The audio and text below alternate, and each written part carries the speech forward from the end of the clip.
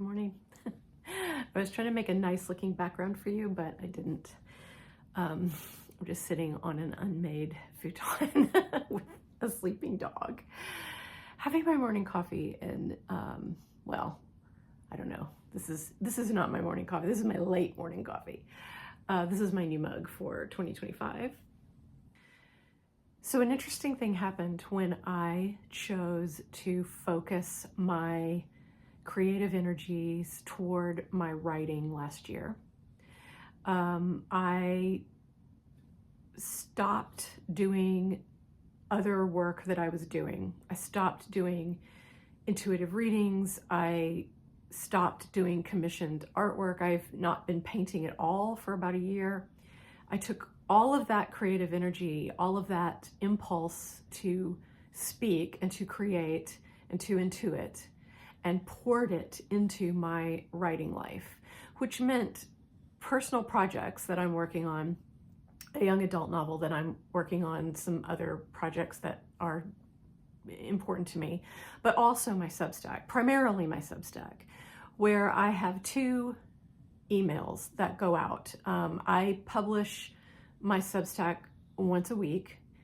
I have my free list, Creative Living Diaries, where I publish personal essays and my monthly love lists and video and all kinds of things. And then I have my paid list on Substack, which is my memoir, spiritual memoir called Cosmic Heart, that I am publishing as I write it. So I have loved writing on Substack so far, and I'm really excited about that place, that format for my work, and I hope that you will check it out. Just come and see what's going on over there, see if you would like to subscribe. I would love for you to subscribe. But an interesting thing happened that I really came to realize this morning when I do meditation in the morning, and this morning I was guided in my meditation to put some energy back into my intuitive work and to speak publicly again about my intuitive work and the readings that I do. Specifically, I'm going to be offering something this year that I used to offer every year, and that is a oracle card reading for the year. So I'm going to be doing these readings on a first come, first served basis, trying to get them all done by the end of January, send them out to people. Basically, it's a PDF. You get a PDF. I pull a card for each month of the year, and then tune into any messages, ideas, themes, energies, whatever is coming through for that month. You can print it out, put it in your planner, and use it like a little oracle map for your year. You can comment if you want to know more about that. But really, the reason why I'm bringing it up is because it wasn't really what I expected for the beginning of my year. It wasn't what I thought I was going to be doing. I kind of thought that part of my work, or that part of my offering, I kind of thought I was done with it. The truth is that as I've been working on my writing and writing Cosmic Heart, writing Creative Living Diaries, coming into my notebooks and onto my laptop every day, coming into my voice, really tapping into my voice and what it is that I feel that I'm here to share. And I do feel that I'm here to share words. Being a writer, writing words and sharing them in the world is just a very basic part of who I am, why I'm in a body, and why I'm on earth. But as I have done that, as I've opened up that channel and really fed that channel with energy and with love and with time, these other parts of myself have come back into play. They've come back in to be integrated. And as I'm tapping into my authentic voice, then the intuitive psychic reader part of me has come back and said, hey, I'm also a part of this voice. Like, I'm also a part of you. I'm also a part of what you offer as a creative person, as an artist. And I do see it as art, as, you know, what we're all doing all the time as human beings is trying to put form around the formless and put shape around things that are shapeless. And that's what intuitive work, that's part of what intuitive work is, I think. Use an app my friend Megan recommended to me called The Pattern, and you put in your birth chart information and you get notifications every day about your your personal astrology, basically, or like the energies that might be at play for you. And then as you connect to friends and relationships on the app, you get notifications about them as well. So I get messages about like what's going on with her or what's going on with Tracy. It's a really cool app. I recommend it. At the beginning of this year, like New Year's Day, my friend Mandy was here visiting, and Tracy and Mandy and I and the dogs were all sitting downstairs, and I got a notification on my Pattern app that said that the energies that I'm in right now would be tapping back into what I wanted when I was 18. Things that were going to be coming into play for me right now at this time would harken back to those desires. Like, what did I want when I was 18? What did I want to be? What did I want to do? Well, I said out loud, I read this and I said out loud to Tracy and Mandy, oh my God, I'm going to be a movie star because that's what I wanted to be when I was 18. When I was 18, I wanted to be an actor. Now I also wanted to be a writer. I was spending the bulk of my time, the bulk of my creative energy on my writing. But I had been a part of an acting troupe for teenagers in my town. I had done some community theater. I really did think that I was going to be an actor. I chose my college, my first year of college, because of its theater program. I was going there to learn to be an actor.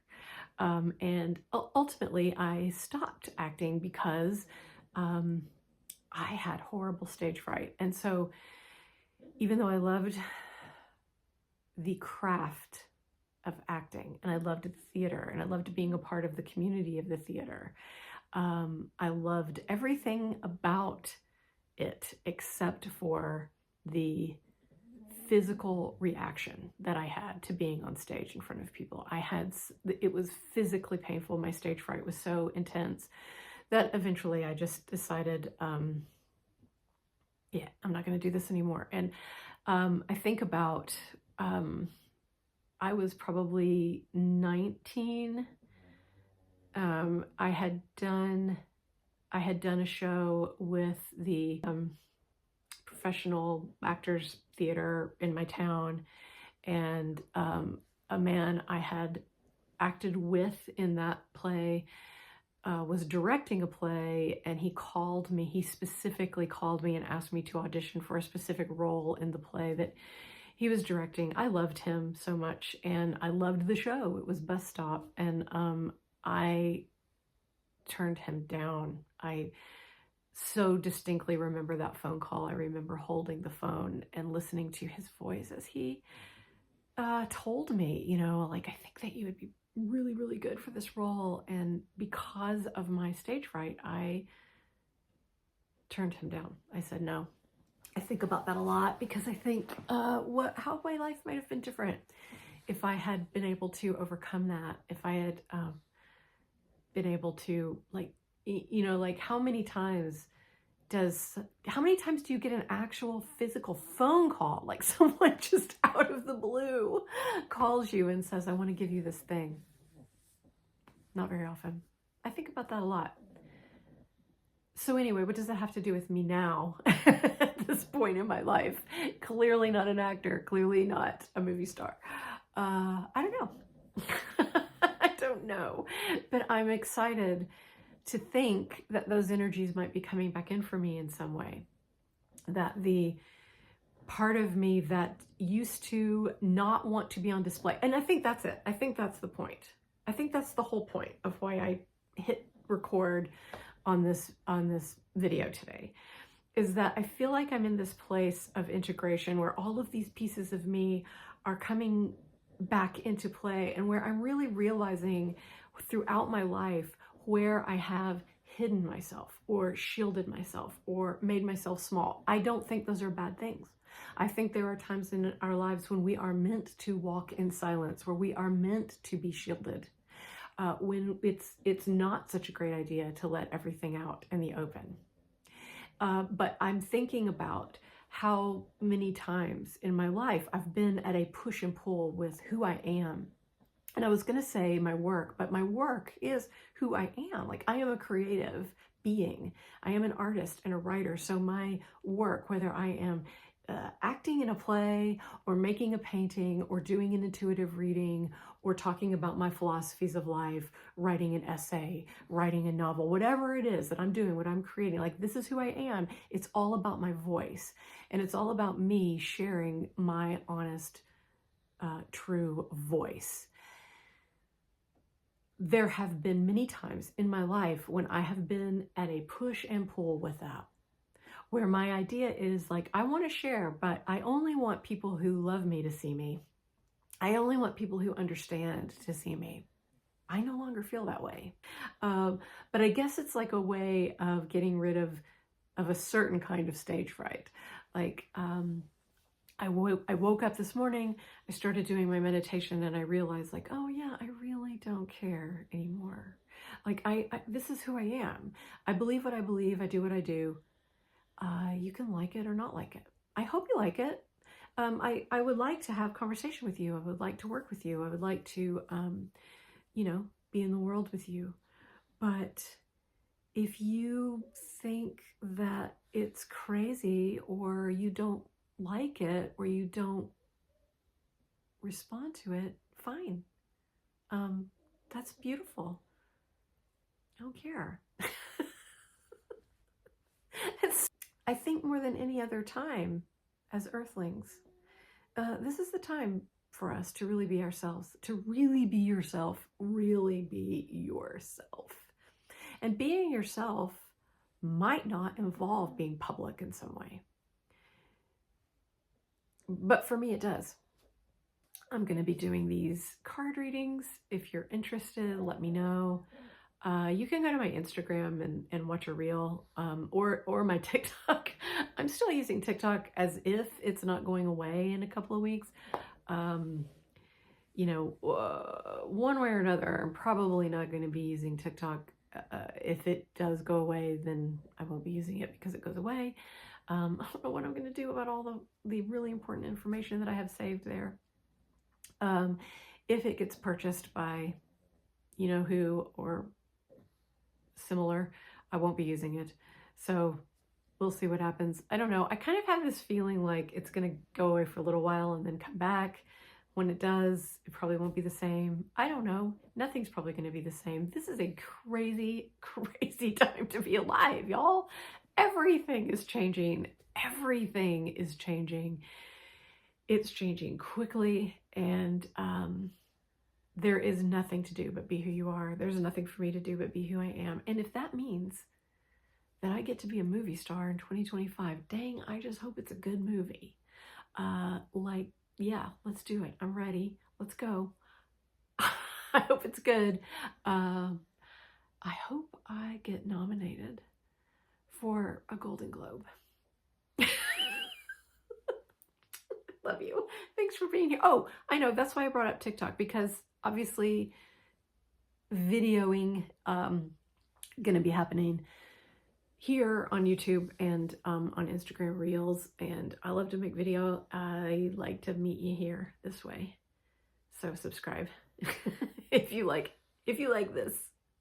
If you liked having this coffee talk with me, then please subscribe or find me on Instagram or TikTok for the next couple of days. Okay. I'll talk to you soon. Bye.